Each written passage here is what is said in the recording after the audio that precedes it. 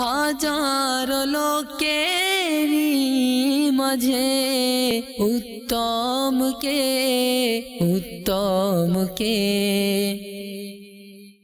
আলহামদুলিল্লাহি রাব্বিল আলামিন ওয়াসসালাতু ওয়াসসালামু আলা সাইয়্যিদিল মুরসালিন আম্মা বা'দ فأعوذ بالله من الشيطان الرجيم بسم الله الرحمن الرحيم الصلاة والسلام عليك يا رسول الله وعلى آلك وأصحابك يا حبيب الله الصلاة والسلام عليك يا نبي الله وعلى آلك وأصحابك يا نور الله প্রিয় ইসলামী ভাইরা আর মাদানী চ্যানেলের দর্শক শ্রোতা, রমজানুল মুবারকের প্রিয় অনুষ্ঠান, ধারাবাহিক অনুষ্ঠান উত্তমকে এর মধ্যে আবারও আমরা উপস্থিত হয়েছি।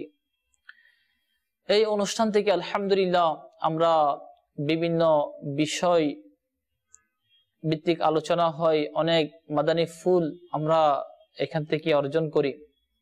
মুবাল্লিগ ইসলামী ভাই আমাদের সাথে রয়েছে, আমাদেরকে মাদানী ফুল পেশ করবে। আসুন আমরা প্রথমে দরুদে পাকের ফজিলত শ্রবণ করি। আমাদের প্রিয় নবী রাসূল করিম সাল্লাল্লাহু তাআলা আলাইহি ওয়াসাল্লাম এর ফরমান হচ্ছে, যে ব্যক্তি একবার দরুদ শরীফ পড়বে আল্লাহ আজ্জা ওয়া জাল তার উপর 10 বার রহমত অবতীর্ণ করবে, তার 10টি গুনাহ মাফ করে দিবে এবং তার 10টি মর্যাদা বাড়িয়ে দিবে। সাল্লু আলাল হাবিব সাল্লাল্লাহু তাআলা আলা মুহাম্মদ সাল্লাল্লাহু আলাইহি ওয়াসাল্লাম সালাতাম ওয়া সালামান আলাইকা ইয়া রাসূলুল্লাহ। প্রিয় ইসলামী ভাইরা আর মাদানী চ্যানেলের দর্শক শ্রোতা, এখন যদি আমরা বর্তমান সময় দেখি, আমাদের মধ্যে বেশিরভাগ যুবক রয়েছে, বৃদ্ধের সংখ্যা যুবকের তুলনায় অনেক কম রয়েছে।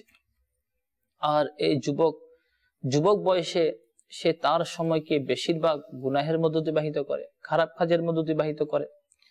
তো আজকে আমরা শুনবো যে উত্তম যুবক কে রয়েছে, অর্থাৎ আল্লাহর দরবারে পছন্দনীয় মকবুল কে রয়েছে এই ব্যাপারে। আমাদের প্রিয় নবী রাসূল করিম সাল্লাল্লাহু তাআলা আলাইহি ওয়াসাল্লাম এর মুবারক ফরমান হচ্ছে, যখন তোমরা কোনো নওজওয়ানকে দেখো যে দরিদ্রতা এবং খুশি অবস্থায় সর্বদা ইসলামের তরিকা অনুসরণ করে, তবে তোমাদের মধ্যে সেই যুবক হচ্ছে উত্তম। তো প্রিয় ইসলামী ভাইরা আর মাদানী চ্যানেলের দর্শক শ্রোতা, আমরা শুনলাম যে যুবক সে দরিদ্র অবস্থায় থাকার পরেও সে সন্তুষ্ট হয়, খুশি থাকে এবং সে ইসলামের তরিকা অনুসরণ করে এবং সে সুন্নাত মোতাবেক চলে, সে কোনো গুনাহের কাজের মধ্যে লিপ্ত হয় না। অভাবের মধ্যে থাকার পরেও, দরিদ্রতা অবস্থায় থাকার পরেও, মুসিবতের মধ্যে থাকার পরেও সে কোনো গুনাহের কাজে লিপ্ত হয় না, বরং সে শরীয়ত মতো চলে, সে সুন্নাত মোতাবেক চলে। তো সরকার সাল্লাল্লাহু তাআলা আলাইহি ওয়াসাল্লামের ফরমান হচ্ছে, ওই যুবক হচ্ছে তোমাদের মধ্যে উত্তম রয়েছে। আসুন, মুবাল্লিগ আমাদের সাথে রয়েছে, আমরা মুবাল্লিগ ইসলামী ভাই থেকে এই বিষয়ে ইনশাআল্লাহ মাদানী ফুল শুনবো। কোন যুবক ব্যক্তি উত্তম রয়েছে? যুবক উত্তম কে রয়েছে প্রশ্ন করলে সকল যুবকই উত্তর দিয়ে দিবে। আচ্ছা, যে উত্তম যুবক কে? জি। কিন্তু যুবক অবস্থাটা কখন হয়, আচ্ছা, শুরু হয় কখনটা আমাদের জানা উচিত। তো এই যুবকের ব্যাপারে বাহারের শরীয়তের মধ্যে আসছে যে বালেগ হওয়ার শুরু থেকে 30 থেকে 40 বছর পর্যন্ত মানুষ যুবক থাকে। 30 থেকে 40 বছর মানে বালেগ হওয়া থেকে 40 বছর পর্যন্ত মনে করেন যুবক মানে এই বয়সটাকে যুবক এর সংজ্ঞার মধ্যে বলা। এরপরে বৃদ্ধের দিকে চলে যায়, দিকে আস্তে আস্তে পড়ে। এখন আপনার এই যে যুবক, তার মধ্যে যৌবন রয়েছে, অর্থাৎ শক্তি রয়েছে, আর কাল কিয়ামতের দিন এই সময়টার সম্পর্কে জিজ্ঞাসাবাদ করা হবে যে তুমি তোমার যৌবনকে কিভাবে অতিবাহিত করেছো। আসলে যুবক অবস্থা এটা আমরা কিভাবে অতিবাহিত করব এবং উত্তম যুবককে, এই জিনিসটা যদি আমরা যুব সমাজ আমরা যারা রয়েছে আমাদেরকে যদি প্রশ্ন করা হয়, আমরা বিশেষ করে বলতে পারবো যে উত্তম যুবক কে। যদিও এখন আমাদের সমাজের মধ্যে যুবকদের অনেকগুলো অপশন চলে আসছে, অনেক যুবক অনেক দিকে চলে যাচ্ছে। জি, এর কারণ অকারণ অনেকগুলো রয়েছে, আমি সেদিক যাচ্ছি না। তো এই যৌবনকে যুবক অবস্থায় হেফাজত করা উচিত। এ ব্যাপারে একটি ঘটনা উল্লেখ রয়েছে যে এক বৃদ্ধা কোথাও যাচ্ছিলেন, আর বৃদ্ধা এমন অবস্থা ছিল যে তার কোমর ঝুঁকানো ছিল। জি, মনে হচ্ছিল যে উনি রাস্তায় কিছু খুঁজছেন, এত কোমর ঝুঁকানো। এক যুবক পথিমধ্যে তাকে জিজ্ঞাসা করলেন যে, বাবাজি, হে বুড়া, আপনি কি খুঁজছেন? জি। মনে হচ্ছে খুঁজছেন, মানে ঠাট্টা ঠাট্টা স্বরূপ আর কি, মানে ওই মুরব্বি দেখে বলে দিল অনেকে আর আছে কি। না, বৃদ্ধদেরকে বলে দেয়। দেখলে একটু ঠাট্টা মশকরা করে। ইনিও বলে দিছে ওই যুবক। তো বৃদ্ধা রাগ তো অবশ্যই মানে এসেছে, কথাটা তো কিন্তু রাগের মতো ছিল। রাগ না করে যুবককে খুব আপনার বুদ্ধিমত্তার সাথে জবাব দিল। কি জবাব দিল? আমি আমার যৌবনকে খুঁজছি। আচ্ছা, ওই বৃদ্ধ জবাব দিল, আমি আমার যৌবনকে খুঁজছি। তো ওই যুবক বললেন যে, হারানো যৌবন এটা কি কেউ ফিরে পেয়েছে? এটা খুঁজে কি লাভ?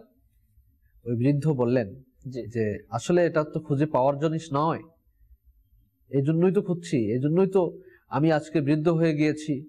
আর আমার যখন যৌবন ছিল তখন ওই যৌবন কালকে আমি অযথা খরচ করে ফেলেছি, আমি অন্য কাজে ব্যয় করে ফেলেছি।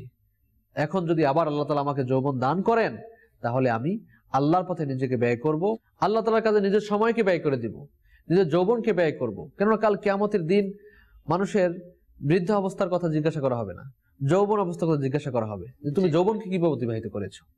তুমি এই যে যুবক অবস্থায় ছিলে, ইবাদতের শক্তি ছিলে, মসজিদে যাওয়ার মতো তোমার শক্তি ছিল, মাদানী কাফেলা সফর করার মতো শক্তি ছিল, কিন্তু তুমি কি করেছো? তুমি যৌবনকে কিভাবে অতিবাহিত করলে, এই ব্যাপারে প্রশ্ন করা হবে। এজন্য উত্তম যুবক হচ্ছে যে আল্লাহ ও তার রাসূল সাল্লাল্লাহু আলাইহি সাল্লামের তরিকা মোতাবেক, হুকুম আহকাম মোতাবেক, ইসলামী শরীয়ত মোতাবেক নিজের যৌবনকে অতিবাহিত করে। প্লিজ নাই ভাইরা আর মাদানী চ্যানেলের দর্শক শ্রোতা, আমরা এই আলফিসিনে বাপু থেকে অনেক সুন্দর মাদানী ফুল শুনতেছি। আসলে উত্তম যুবক কে রয়েছে? তো এই ব্যাপারে আমরা শুনেছি যে উত্তম যুবক হচ্ছে সে বয়স 20 কিন্তু তার চালচলন হচ্ছে 80 বছরের বৃদ্ধের মতো। আর ওই যুবক আল্লাহর দরবারে প্রিয়। অর্থাৎ একটা কথা আছে, চেহারা দিয়ে মানুষ এর এটা বোঝানো হয় নাই, বরং এটা ইবাদত এর দিক দিয়ে বোঝানো হয়েছে। কারণ যারা বয়স হয়ে যায় না, বৃদ্ধ হয়ে যায় না, আসলে কিন্তু তাদের চেহারার মধ্যে পরিবর্তন চলে আসে, শরীরের মধ্যে পরিবর্তন চলে আসে, রঙের মধ্যে পরিবর্তন চলে আসে। তো এভাবে তাদের সবকিছু কি হয়ে যায়। কিন্তু যে বৃদ্ধ হওয়ার পরেও সে চায় যে আমি ইয়ং যুবকের মতো কি হবে, আমার চালচলন হয়ে যাক, পোশাক আশাক হয়ে যাক। তো বলা হচ্ছে ওই বৃদ্ধ আল্লাহর কাছে কি রয়েছে? অপছন্দনীয় রয়েছে। এবং আমাদের প্রিয় নবী সাল্লাল্লাহু তাআলা আলাইহি ওয়াসাল্লাম ইরশাদের সারাংশ হলো, তোমাদের নওজোয়ানদের মধ্যে উত্তম নওজোয়ান সে যে তোমাদের বুজুর্গদের সাথে সাদৃশ্য অবলম্বন করে। তো এই হাদিসে পাকের টিকায় লিখেন, অর্থাৎ বুজুর্গদের সাথে যেটা সাদৃশ্য রাখা বলা হয়েছে, যে মনে করেন অর্থাৎ যুবক তার চেহারা বৃদ্ধের মতো হয়ে যাওয়া, এটা বোঝানো হয় নাই, বরং তার চালচলন, ইবাদত, তার আচার ব্যবহার, তার পরহেজগারি, তার খৌফে খুদা, এটা তোমাদের বুজুর্গের মতো কি রাখে, সাদৃশ্য রাখে। আর বলা হচ্ছে কারণ এই যুবক অবস্থায় কিন্তু তার মনটা সবসময় কিন্তু দুনিয়ার প্রতি ধাবিত হয়, যেমন মনে করেন খারাপ কথা চিন্তা আসবে, খারাপ চিন্তা আসে, খারাপ খেয়াল আসে, গুনাহের খেয়াল আসে, খেলাধুলার প্রতি আসে, তারপরে দুনিয়াবি ব্যবসা বাণিজ্য, চাকরি, বিভিন্ন অনেক রকমের মানে যেগুলো এখন বর্তমান সময় আমরা দেখতেছি আর কি, যুবক অবস্থায় কিন্তু এগুলো চলে আসে। কিন্তু পক্ষান্তরে যারা বৃদ্ধ হয়ে যায় কিন্তু তাদের মধ্যে কিন্তু এগুলা প্রতি তেমন কি থাকে না। কেন? মনে করেন যার শরীরে শক্তি চলে গেছে, যেরকম একটু আগে আপনি বলছেন যে বৃদ্ধ লাঠি ধরে ধরে এমন বাঁকা হয়ে গেছে তার কোমর, যে মনে হচ্ছে জমিন থেকে কিছু কুঁচতেছে। তো সে কেমনে খেলাধুলা চিন্তা করবে? এটা তো প্রশ্নে আসে না। কারণ ওই সময় তো আসলে তার মানে খেলাধুলা যে করবে ওই তো কি নাই তার শরীরের মধ্যে, সে তো মানে চিন্তা তো দূরের কথা, মানে সাহসই তো করতে পারবে না। কারণ আমার যে শরীর, এই শরীরটা আমি খেলাধুলা কেমনে করব? এই জন্য বলা হচ্ছে মানে যে যুবক, যে যৌবনটা সে চাইলে এখন দুনিয়াবি সব কাজের মধ্যে লাগাতে পারে, কিন্তু এর পরেও সে আল্লাহ তাআলার সন্তুষ্টির জন্য সে আমাদের যারা বুজুর্গানের দিন ইনাদের সাদৃশ্য মানে নকল করে, এই ইবাদতের দিক দিয়ে, তিলাওয়াতের দিক দিয়ে, পরহেজগারের দিক দিয়ে, খৌফে খোদা এর দিক দিয়ে, তো বলা হচ্ছে ওই যুবক তাকে দেখে তোমরা মানে ঈর্ষা করো। ঈর্ষা মানে কি, মানে গর্ব করো যে আমিও যদি তার মতো হতে পারি, কারণ সে হচ্ছে আল্লাহর দরবারে প্রিয়, সে হচ্ছে আল্লাহর দরবারে প্রিয়। রাসূল পাক সাল্লাল্লাহু আলাইহি সাল্লাম এক ব্যক্তিকে উপদেশ দিতে গিয়ে বললেন যে পাঁচটি জিনিসের পূর্বে গনিমত মনে করো। সুবহানাল্লাহ, সুবহানাল্লাহ। এই গনিমতের মধ্যে আসছে, প্রথম নাম্বারেই আসছে যৌবনকে আমাদের বৃদ্ধ হওয়ার পূর্বে গনিমত মনে করতে হবে। আমি একদিন বৃদ্ধ হয়ে যাব, আমারও কোমর বাঁকা হয়ে যাবে, আমারও চোখের জ্যোতি কমে যাবে, আমারও দাঁত পড়ে যাবে, আমারও চামড়া এগুলো ঢিলা হয়ে যাবে, হ্যাঁ, সংকুচিত হয়ে যাবে। এখন টাইট চামড়া রয়েছে, তখন আরো লুজ হয়ে যাবে। অর্থাৎ প্রত্যেকটা অঙ্গ প্রত্যঙ্গ আমার কমজোরি চলে আসবে, তখন আমার বৃদ্ধকাল চলে আসবে। আজকের বৃদ্ধ দেখে আমরা ঠাট্টা তামাশা করে থাকি, আমাদের উচিত তা থেকে শিক্ষা অর্জন করা, আফসোস করা, হ্যাঁ আল্লাহ আমিও তো এরকম একদিন হব যদি আমার হায়াত এই পর্যন্ত থাকে। এরকম তো না যে আমি যেরকম রয়েছি এরকমই একদম মৃত্যু পর্যন্ত থাকবো, এরকম তো না। ওই যাকে আজকে আমরা হাসি তামাশা করতেছি আর কি, সে কি একদিন যুবক ছিল না?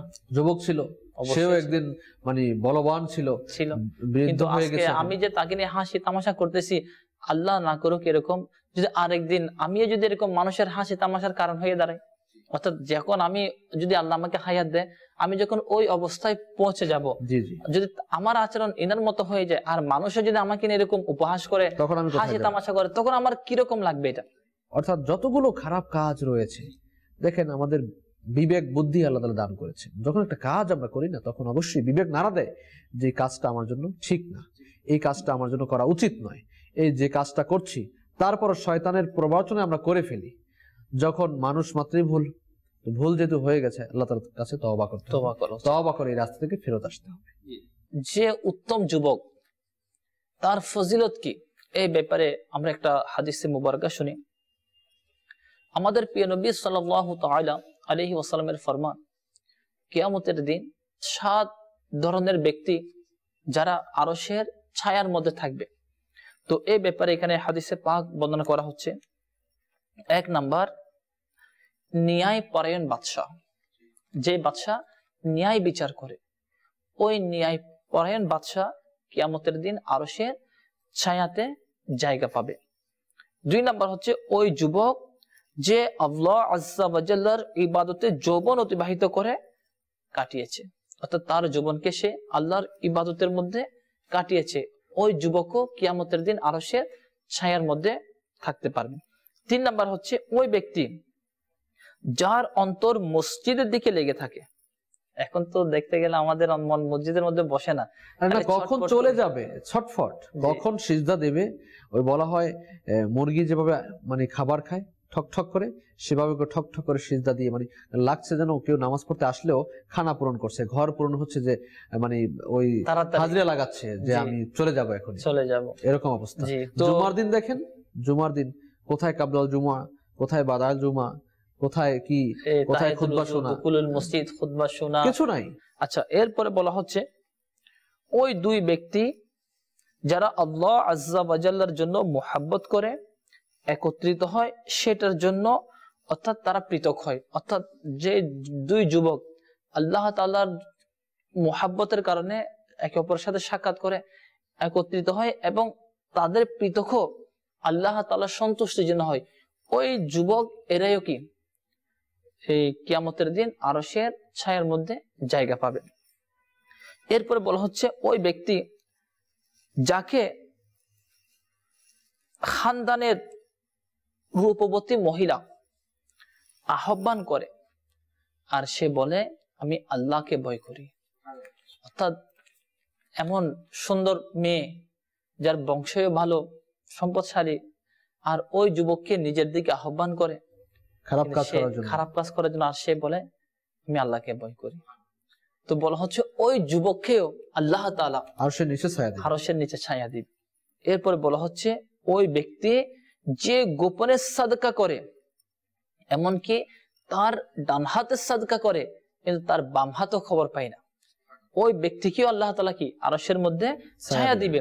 আর বলা হচ্ছে ওই ব্যক্তি যে নির্জনে আল্লাহকে স্মরণ করে এবং তার চোখ থেকে অশ্রু প্রবাহিত হয়, আল্লাহ আল্লাহ, এই গুণগুলা যে যুবকের মধ্যে পাওয়া যাবে, আল্লাহ, এই তো উত্তম যুবক, সে হচ্ছে উত্তম যুবক এবং ওই ব্যক্তি কিয়ামতের দিন আরশের ছায়ার মধ্যে পাওয়া যাবে। এখন বর্তমান যদি আমরা সময় দেখি, ইয়ং জেনারেশন, আমাদের এরকম ভাবে কি আসলে সময় অতিবাহিত হয় গোপনের মধ্যে আল্লাহর ইবাদতে, আল্লাহকে স্মরণ করে নিজের চোখ দিয়ে অশ্রু কি প্রবাহিত হয়? গোপনে এখন ইবাদত হয় না, গোপনে আমাদের গুনাহের কাজ হয়, ঘরের দরজা বন্ধ করে গুনাহের কাজ হয়, রাতের অন্ধকারে গুনাহের কাজ হয়, কেউ যেন না দেখে সবার চোখ ফাঁকি দিয়ে আমরা গুনাহ করি। কিন্তু এখন তো এরকম হয়ে গেছে না, মানে সামনে সামনে বসে আসছে ওইখানে ফাঁকি দিয়ে গুনাহ হচ্ছে। আল্লাহ তাআলা আমাদেরকে দেখছেন, এই জিনিসটা আমরা ভুলে যাচ্ছি। আল্লাহ তাআলা আমাদেরকে সহি সালাম, আমাদেরকে সহি বুঝ দান করুন, আমিন। বিশেষ করে নেককার যুবক যারা হবে, উত্তম যুবক যারা হবে, তারা বিরুদ্ধ অবস্থায়ও পুরস্কারিত হবে, পুরস্কার পাবে। এটা কিভাবে পাবে? হাকিমুল উম্মত মুফতি আহমদ ইয়ার খান নাইমি রহমতুল্লাহ বলেন যে বৃদ্ধ লোক বার্ধক্যের কারণে বেশি ইবাদত করতে পারে না, কিন্তু সে যুবক অবস্থায় যৌবনকালে সে ইবাদত গুজার ছিল, বেশি ইবাদত করত, এখন বৃদ্ধ হয়ে গেছে, এখন আদায় করতে পারছে না। অনেকের অজু বারবার করা লাগে, অনেকের প্রস্রাব বেশি আসে, অনেকে অজু রাখতে পারে না, অনেকে এমন বৃদ্ধ হয়ে গিয়েছে যে সমস্যা হচ্ছে। তো কিন্তু তারা যৌবনকালে ইবাদত করত, যৌবন কাটিয়েছে ইবাদতের মাধ্যমে। তো বলা হচ্ছে কিতাবের মধ্যে আল্লাহ তাআলা তাকে ওই বৃদ্ধাকালে ওই বৃদ্ধাকালে অথবা বৃদ্ধকালে আল্লাহ তাআলা তাকে ওই যৌবন অবস্থায় যে আমলগুলো করতেন সেই আমলগুলো তার আমলনামায় লিপিবদ্ধ করে দেন। সুবহানাল্লাহ, সুবহানাল্লাহ। এজন্য আপনার আরিফ বিল্লাহ হযরত সাইয়েদনা শেখ সাদি সিরাজ রাহমাতুল্লাহ বলেন যে গোলামদের মালিকের নিয়ম হলো যে বৃদ্ধ গোলামদের আজাদ করে দেয়। গোলামদের মালিক যারা থাকে তাদের নিয়ম হচ্ছে যে বৃদ্ধ হয়ে যায়, কাজকর্ম করতে পারে না, তাদেরকে কি করে? আজাদ করে দেয়, এদেরকে মুক্ত করে দেয়। হে আমার প্রতিপালক, হে দুনিয়ার সজ্জিতকারী দুর্বল বৃদ্ধ সাদিকেও ক্ষমা করে দাও। এই সাদি সিরাজ ইনি দোয়া করতেছেন আল্লাহ তাআলার দরবারে। সুতরাং যৌবনের মূল্যায়ন করে বেশি থেকে বেশি ইবাদত করা উচিত। উত্তম যুবক হওয়ার জন্য আমাদেরকে বেশি থেকে বেশি ইবাদত করতে হবে। আরেকটা কথা শেয়ার করতে চাচ্ছি, যুবক অবস্থায় যেভাবে ইবাদত করা যায়, জি, বৃদ্ধ অবস্থায় কিন্তু এরকম ইবাদত করা যায় না। না, কেন? যুবকের মধ্যে তার শরীরের মধ্যে শক্তিও ভালো থাকে এবং তার চিন্তা ভাবনা জেহানও ভালো থাকে, কিন্তু বৃদ্ধ অবস্থায় দেখা যায় তার শরীর দুর্বল হয়ে যায়, হাড্ডি দুর্বল হয়ে যায়, কোমর দুর্বল হয়ে যায়, জবান দুর্বল হয়ে যায়, দৃষ্টিশক্তি দুর্বল হয়ে যায়, কমজোর হয়ে যায়। তখন ইবাদত করার আগ্রহ সৃষ্টি হলেও শরীর কিন্তু তার সঙ্গ দেয় না। এই জন্য বলা হচ্ছে ওই যুবকই আল্লাহর দরবার উত্তম। যে ব্যক্তি তার যৌবন যে সময়টা সে চাইলে গুনার মধ্যে কাটাইতে পারতো, কিন্তু সে গুনার মধ্যে না কাটিয়ে আল্লাহর ইবাদতের মধ্যে কাটায়, তার সৌন্দর্যকে সে গুনার মধ্যে না কাটিয়ে আল্লাহর ইবাদতের মধ্যে অতিবাহিত করে, ওই যুবক হচ্ছে উত্তম। জামউল জাওয়ামি কিতাবে উল্লেখ রয়েছে, হাদিসে কুদসিতে বর্ণিত আছে, সাইয়েদনা আব্দুল্লাহ বিন ওমর রাদিয়াল্লাহু তাআলা আনহুমা থেকে বর্ণিত, নবী করিম রাউফুর রহিম সাল্লাল্লাহু আলাইহি ওয়াসাল্লাম ইরশাদ করেছেন, আল্লাহ তাআলা ইরশাদ করেন, আমার প্রদত্ত তাকদীরের উপর বিশ্বাস স্থাপনকারী, আমার লিখিত বিষয়ের উপর সন্তুষ্টি প্রকাশকারী, আমার প্রদত্ত রিজিকের উপর সন্তোষ ব্যক্তি এবং আমার সন্তুষ্টির জন্য নিজের নফসের কুপ্রবৃত্তিকে পরিত্যাগকারী যুবক আমার দরবারে আমার কিছু ফেরেশতাদের মতো। কেমন অবস্থা? নিজের কুপ্রবৃত্তি, নিজের কুরিপু, এগুলো থেকে আল্লাহ তাআলা সন্তুষ্টির জন্য পরিত্যাগকারী যুবক আল্লাহ তাআলার নিকট ফেরেশতাদের মতো, কিছু ফেরেশতাদের মতো। আল্লাহ আল্লাহ। তো বাস্তবে কি, যদি মানুষ আল্লাহ তাআলার বাধ্য অনুগত বান্দা ও তার প্রিয় মাহবুব সাল্লাল্লাহু আলাইহি ওয়াসাল্লামের সত্যিকার গোলাম হয়ে যায়, তবে সে ফেরেশতাদের মতো, কতিপয় ফেরেশতার চেয়েও উত্তম হয়ে যায়। যে যুবক নিজের নফসের বিরোধিতা করে, নফসে আম্মারা কখনো ভালো কাজের দিকে ধাবিত করে না। নফসে আম্মারার কাজই হচ্ছে সে খারাপ কাজের দিকে ধাবিত করবে। তো নফসের কুপ্রবৃত্তি, নফসের চাহিদা, গুনাহের কাছ থেকে যে যুবক ফিরিয়ে রাখবে নিজের নফসকে, অর্থাৎ ইমাম গজালি রহমতুল্লাহ ইরশাদ ফরমান যে জিহাদে আকবর, আমরা জিহাদ জিহাদ বলি, জিহাদের নাম বোমাবাজি করা না, জিহাদের নাম কাউকে মারা না, জিহাদের নাম গাড়ি ভাঙচুর করা না, জিহাদের নাম রাস্তা অবরোধ করা না, সবচেয়ে বড় জিহাদ হচ্ছে নিজের নফসের সাথে জিহাদ করা। ইমাম গজালি রাহমাতুল্লাহ নিজের গুনাহ থেকে বাঁচানো, নিজের নফসের বিরোধিতা করা। ফজরের নামাজ এখন পড়তে মনে চাচ্ছে না, উত্তম যুবক সে কি করবে? নিজের নফসের বিরোধিতা করবে, আমি ফজর নামাজ পড়বো। এখন আমার মনে যাচ্ছে গুনাহের কাজ করতে, উত্তম যুবক সে কি করবে? নফসের বিরোধিতা করবে, আমি কি করব? খারাপ কাজ করব না। নফস চাচ্ছে যে আমি মা বাবার সাথে খারাপ আচরণ করব, উত্তম যুবক সে কি করবে? সে নফসের বিরোধিতা করে বলবে মা বাবার সাথে ভালো ব্যবহার করব। নফস চাচ্ছে যাতে করে বন্ধু বান্ধবের আড্ডায় পড়ে আমি কোনো খারাপ কাজ করি, উত্তম যুবক সে নফসের বিরোধিতা করে সে খারাপ কাজ থেকে বিরত থাকবে। এভাবে উত্তম যুবকের প্রত্যেকটি আখলাকিয়াতে কাজ হবে আল্লাহ তাআলা রাসূলের সন্তুষ্টির জন্য। উত্তম যুবকের কাজ হবে যে সে খারাপ কাজ থেকে নিজেকে বিরত রাখবে। উত্তম যুবকের কাজ হচ্ছে সে নিজের নফসে আম্মারাকে কন্ট্রোলে রাখবে।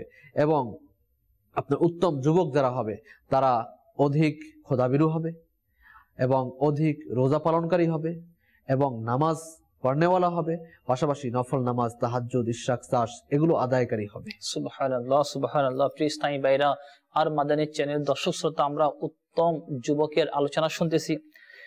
এই ব্যাপারে একটা কল আছে, যৌবন আল্লাহর দিকে ফিরে যাওয়া অর্থাৎ তওবা করা নবীগণ আলাইহিমুস সালামের তরিকা রয়েছে।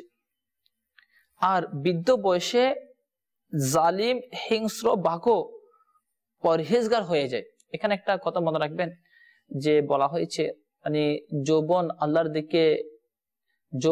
দিকে ফিরে আসা অর্থাৎ তওবা করা নবীগণ আলাইহিমুস সালামের এটা যে তরিকা, আসলে নবীগণ আলাইহিমুস সালাম ইনারা নিষ্পাপ হয়ে থাকেন, মাসুম হয়ে থাকেন এবং নিষ্পাপ নয় বরং নিষ্পাপদের সরদার। তো ইনারা তারপরেও নিষ্পাপ হওয়ার পরেও তারা বেশি বেশি আল্লাহর দরবারে ইস্তেগফার এবং তওবা করতেন। আর এই তওবা তারা গুনাহ মাফের জন্য নয় বরং উম্মতকে শিক্ষা দেওয়ার জন্য করতেন। তো বলা হচ্ছে যে নবীগণ আলাইহিমুস সালামের তরিকা, কারণ নবীগণ আলাইহিমুস সালাম ইনাদের দুনিয়াতে তাশরিফ আনা থেকে নিয়ে উফাদের আগ এবং মানে সবসময় তারা সর্বদা মানে তাদের পুরা জীবনটা প্রত্যেক সেকেন্ড আল্লাহর স্মরণে ইবাদতের মধ্যে অতিবাহিত হয়। তো বলা হচ্ছে বৃদ্ধ বয়সে যেগুলো হিংস্র জন্তু রয়েছে, বাঘ রয়েছে, বলা হচ্ছে এগুলাই পরহেজগার হয়ে যায়। এর মানে হচ্ছে কারণ আমরা যদি দেখি যারা এখন বর্তমান সময় বৃদ্ধ হয়ে গেছে, যাদের সমাজের মধ্যে তেমন কোনো মূল্য নাই, সমাজের মধ্যে কেউ তাদেরকে মানে গুরুত্ব দেয় না, পাত্তা দেয় না, ঘরের মধ্যে তাদের কোনো মূল্য নাই, ঘরের মধ্যে গেলে খালি বকা ঝগড়া, মানে এই জন্য ঘরের মধ্যে শান্তি হয় না। এই জন্য দেখা যায় এরা মানে সারাক্ষণ মসজিদের মধ্যে পড়ে থাকে। তো বলা হচ্ছে বৃদ্ধ বয়সে তো হিংস্র জন্তুও ফিরে আসে, কিন্তু উত্তম যুবক তো সে যে ব্যক্তি যে সময়টা তার জওয়ানি যেটা আল্লাহর নাফরমানিতে সে কাটাতে পারতেছিল, সে ওইটা আল্লাহ তাআলার ইবাদতের মধ্যে কি করে অতিবাহিত করেন। তো যুবকদের ব্যাপারে কিছু ফরমানে মুস্তাফা অর্থাৎ আল্লাহ রাসূল সাল্লাল্লাহু তাআলা আলাইহি ওয়াসাল্লামের বাণী আমরা শুনি, যে মানে যুবক তারা তাদের যৌবনে আল্লাহর ইবাদত করে, আল্লাহ রাসূল সাল্লাল্লাহু তাআলা আলাইহি ওয়াসাল্লাম ওই যুবকদেরকে কি সুসংবাদ দিচ্ছে, যে বলা হচ্ছে যৌবন কালে ইবাদতকারী যুবক বৃদ্ধ অবস্থায় ইবাদতকারী ব্যক্তির উপরে এমন ফজিলত অর্জন করে যেমন নবীগণ আলাইহিমুস সালামের মর্যাদা সমস্ত লোকদের উপরে রয়েছে। বলা হচ্ছে যে যুবক মানে তার যৌবনে আল্লাহ তাআলার ইবাদত করে, তার যৌবনকে ইবাদতের মধ্যে অতিবাহিত করে, তো আল্লাহ তাআলা তাকে ওই ফজিলত দান করে যেরকম ভাবে মানে সৃষ্টির সবার মধ্যে যেরকম মর্যাদা নবীগণ আলাইহিমুস সালাম এর রয়েছে। এরপরে আরেক জায়গার মধ্যে রয়েছে যে যুবক দুনিয়ার স্বাদ এবং আরাম আয়েশকে ছেড়ে দিল এবং যৌবনের মধ্যে আল্লাহ তাআলার আনুগত্যের দিকে অগ্রসর হলো, তবে আল্লাহ তাআলা ওই সৌভাগ্যবানকে ৭২ জন সিদ্দিকদের মানে সম্মান মর্যাদা সওয়াব প্রদান করবে। যে যুবক তার যৌবনে আল্লাহর দিকে ইবাদতের দিকে ফিরে আসে, আল্লাহ তাআলা তাকে 72 জন সিদ্দিকিন এনাদের সওয়াব আল্লাহ তাকে দান করবেন। এবং উত্তম যুবক যারা হবে, নেককার যুবক যারা হবে, যারা আল্লাহকে ভয় করবে, তাদের ব্যাপারে কোরআন কারিমেও অনেক ইরশাদ রয়েছে। বিশেষ করে পারা 27 সূরা রহমান আয়াত নাম্বার 46 এর মধ্যে ইরশাদ হচ্ছে, অলিমান খাফা মাকামা রাব্বিহি জান্নাতান। সুবহানাল্লাহ। কানজুল ঈমান থেকে অনুবাদ, আর যে আপন প্রতিপালকের সামনে দণ্ডায়মান হওয়াকে ভয় করে তার জন্য 2টি জান্নাত রয়েছে। সুবহানাল্লাহ, সুবহানাল্লাহ। আল্লাহ তাআলাকে যে ভয় করে, আল্লাহ তাআলার রাস্তায় যে চলে, জি, আল্লাহ তাআলার ইবাদত বন্দেগী করে, নিজেকে আল্লাহ তাআলার সামনে দণ্ডায়মান হতে মানে দণ্ডায়মান হওয়াকে ভয় করে যে আমি আমার গুনাহ ভরা আমলনামা নিয়ে কিভাবে দণ্ডায়মান হব, কিভাবে আল্লাহ তাআলা যদি আমাকে প্রশ্ন করে আমি কোথায় যাব, কোথায় মুখ লুকাবো, তখন ওই তার জন্য আল্লাহ তাআলা 2টি জান্নাত লিখে দেন, যা সূরা রহমানের মধ্যে এসেছে। আল্লাহ তাআলা আমাদেরকেও উত্তম যুবক হিসেবে দুনিয়াতে বেঁচে থাকা তৌফিক দান করুন। আমিন। প্রিয় ইসলামী ভাইরা আর মাদানী চ্যানেলের দর্শক শ্রোতা, আমরা আজকে এই অনুষ্ঠান থেকে যা শুনেছি, আল্লাহ আমাদেরকে আমল করার তৌফিক দান করুক। আমরা যেন উত্তম হওয়ার জন্য দাওয়াত ইসলামের মাদানী পরিবেশের সাথে সম্পৃক্ত হয়ে যায়। দাওয়াত ইসলামী আলহামদুলিল্লাহ অগণিত যুবককে তার জীবনের মধ্যে মাদানী পরিবর্তন সৃষ্টি করে দিয়েছে, ইনকিলাব সৃষ্টি করে দিয়েছে, তাকে গুনাহ থেকে বাঁচিয়ে তাকে নেককার বানিয়েছে, বেনামাজি থেকে তাকে নামাজি বানিয়ে দিয়েছে। অনেক যুবক যারা মা বাবার নাফরমান ছিল, তাদেরকে আজকে মা বাবার চোখের ঠান্ডা অর্থাৎ চোখের তারা বানিয়ে দিয়েছে।